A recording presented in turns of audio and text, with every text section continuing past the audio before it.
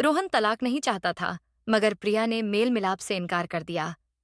वही व्यावसायिक जीवन में संपर्क में आए अर्जुन को प्रिया ने अपना जिस्म सौंप दिया। अर्जुन ने प्रपोज किया तो प्रिया अंगूठी ले आई, लेकिन वह अर्जुन की उंगली की शोभा न बन सकी। एक बार अपने फैसले पर दोबारा विचार कर ले। पति पत्नी में झगड़ा होता ही रहता है। तलाक समस्या का समाधान नहीं होता। आपकी एक बच्ची भी है, उसके भविष्य का भी सवाल है। जिला एवं सत्र न्यायाधीश ने अपने चैम्बर में सामने बैठे रोहन और उसकी पत्नी प्रिया को समझाने की गरज से औपचारिक तौर पर कहा। यह औपचारिकता हर जज तलाक की डिग्री देने से पहले पूरी करता है। रोहन ने आशापूर्ण नजरों से प्रिया की तरफ देखा, मगर प्रिया ने दृढ़तापूर्वक इनकार करते हुए कहा, जी नहीं, मेल मिलाप की कोई गुंजाइश नहीं बची है। ठीक है, जैसी आपकी मर्जी। अदालत से बाहर आकर पति पत्नी अपने अपने रास्ते पर चल दिए।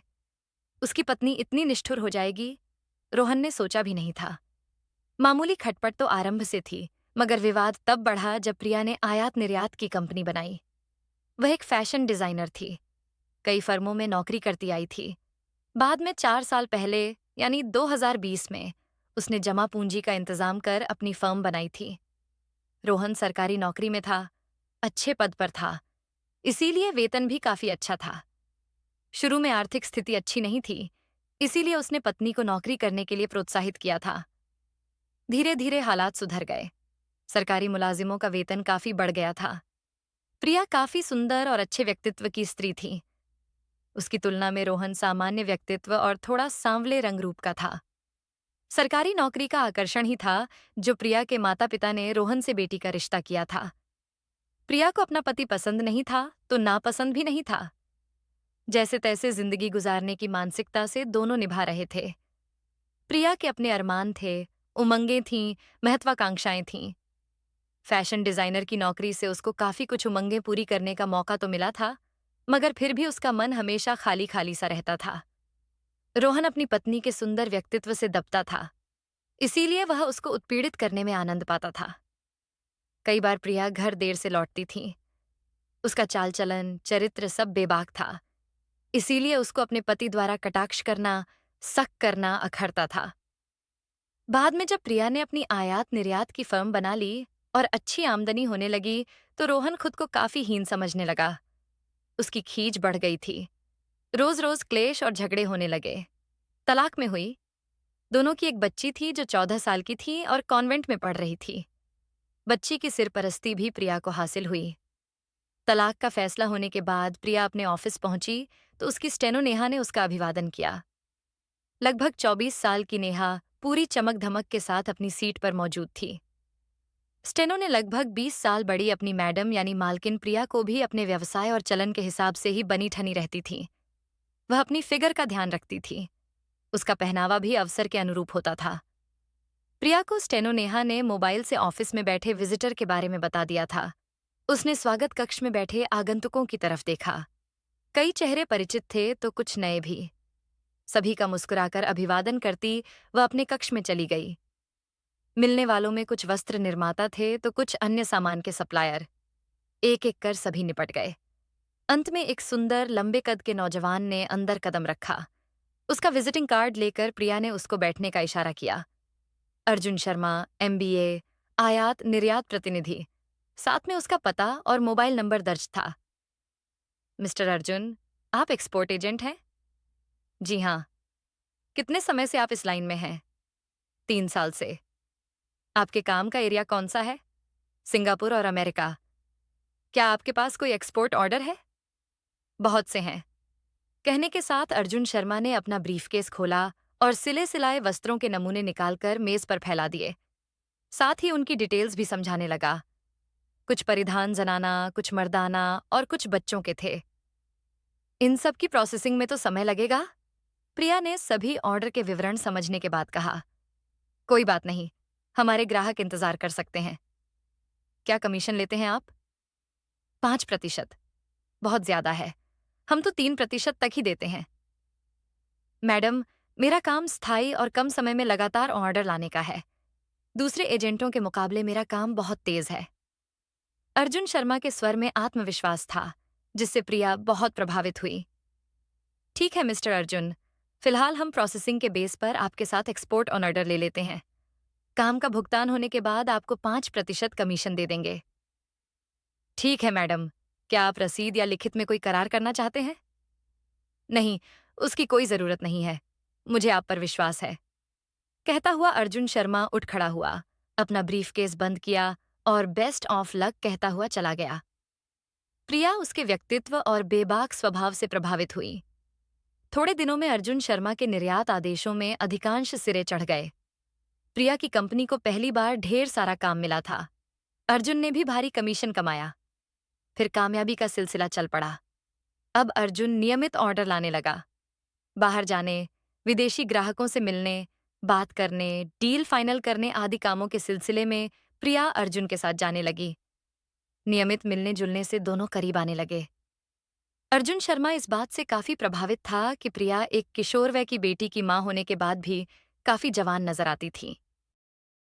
एक दिन ऐसा भी आया जब दोनों में सभी दूरियां मिट गईं। अपने प्रौढ़ावस्था के पुराने ख्यालों की तुलना में अर्जुन शर्मा स्वाभाविक रूप से ताजा दम और जोशीला था। एक रोज सहवास के दौरान अर्जुन शर्मा ने कहा, मुझसे शादी करोगी?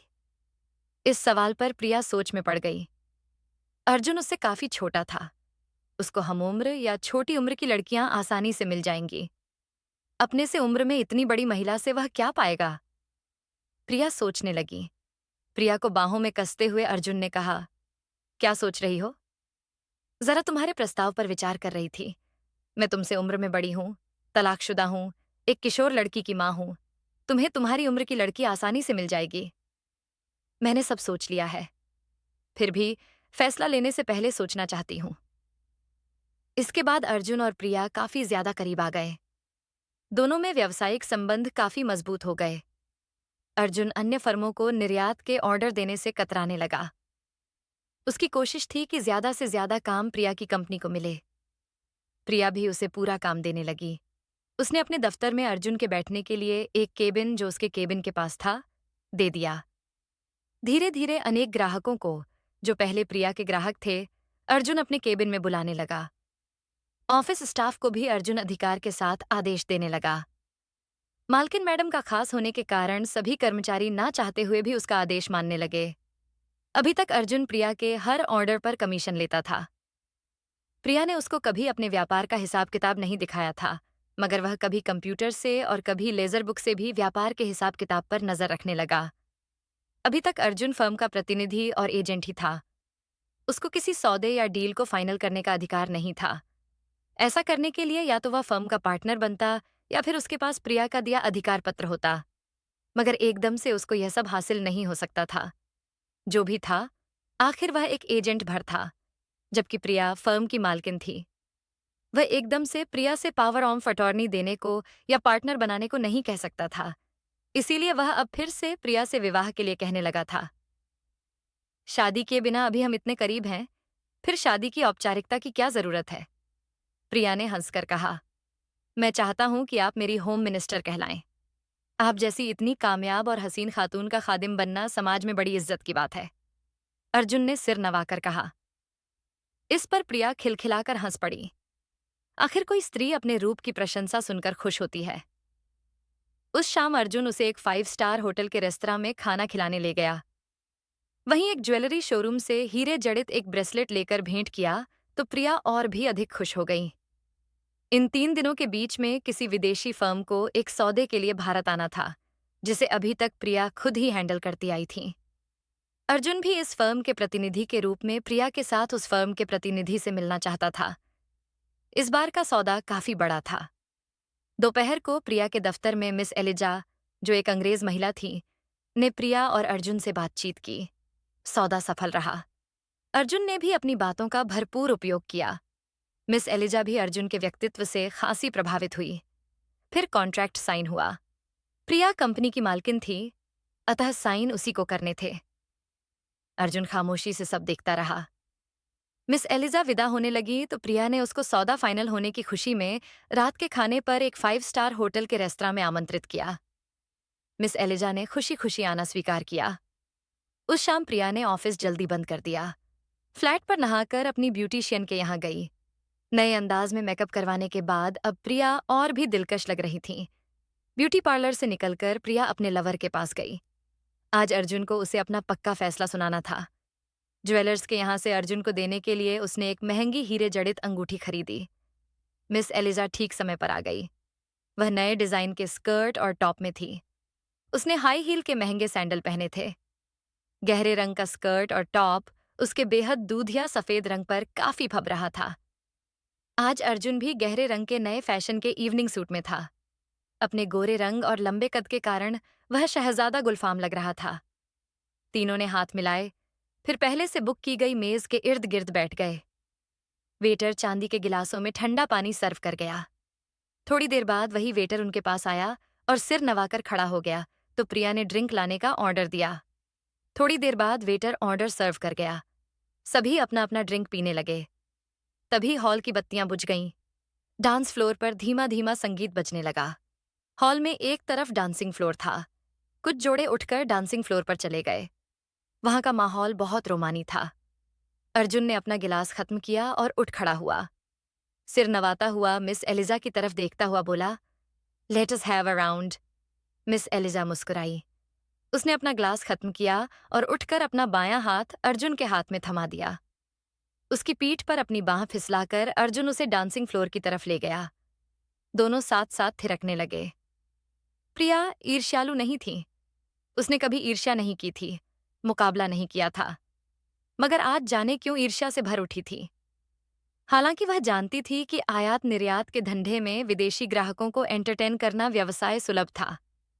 कोई अनोखी बात नहीं थी। मगर आज वह एक खास मकसद से अर्जुन के पास आई थी। इस खास अवसर पर उसका किसी अन्य के साथ जाना, चाहे वह ग्राहक ही क्यों ना हो, उसे सहन नहीं हो रहा था। पहला राउंड खत्म हुआ। अर्जुन शर्मा चहकता हुआ मिस एलिजा को बाहों में पिरोए वापस आया। मिस एलिजा ने कुर्सी पर बैठते हुए कहा, प्रिया जी, आपके साथी शर्मा बहुत मंझे हुए डांसर हैं। मेरी तो कमर टूट रही है। मिस एलिजा, ये डांसर के साथ साथ और भी बहुत कुछ है। प्रिया ने हंसते हुए कहा, बहुत कुछ का क्या मतलब है? ये मिस्टर शर्मा धीरे धीरे समझा देंगे। डांस का दूसरा दौर शुरू हुआ। अर्जुन उठ खड़ा हुआ। उसने अपना हाथ मिस एलिजा की तरफ बढ़ाया। I am sorry mister Sharma, मैं थक रही हूं। आप अपनी पार्टनर को ले जाएं। मिस एलिजा ने अर्थपूर्ण नजरों से प्रिया की तरफ देखते हुए कहा। इस पर अर्जुन शर्मा ने अपना हाथ प्रिया की तरफ बढ़ा दिया। प्रिया निर्विकार ढंग से उठी। अर्जुन शर्मा ने अपनी एक बांह उसकी कमर में पिरोई और उसे अपने साथ सहारा देकर डांसिंग फ्लोर पर ले गया। प्रिया पहले भी अर्जुन के साथ डांसिंग फ्लोर पर आई थी, मगर आज उसको अर्जुन के बाहुपाश में वैसी शिद्दत, वैसा जोश उमंग नहीं महसूस हुआ जिसे वह हर डांस में महसूस करती थी। दोनों को लग रहा था मानो वे प्रोफेशनल डांसर हों जो औपचारिक तौर पर डांस कर रहे थे। अर्जुन शर्मा मुड़ मुड़कर मिस एलिजा की तरफ देख रहा था। स्त्री ही स्त्री की दुश्मन होती है। वह न सौत सह सकती है और न मुकाबला या तुलना। अर्जुन शर्मा अनजाने में यह सब कर उसे उत्पीड़ित कर रहा था। आज से पहले प्रिया ने कभी अर्जुन शर्मा के व्यवहार की समीक्षा नहीं की थी। उसने अपने दफ्तर और व्यापार में उसकी खामखा की दखलंदाजी और अनावश्यक रौब जमाने की प्रवृत्ति को यह सोचकर सह लिया था कि वह उससे शादी करने वाली थी। मगर आज मात्र 1 घंटे में उसकी सोच बदल गई।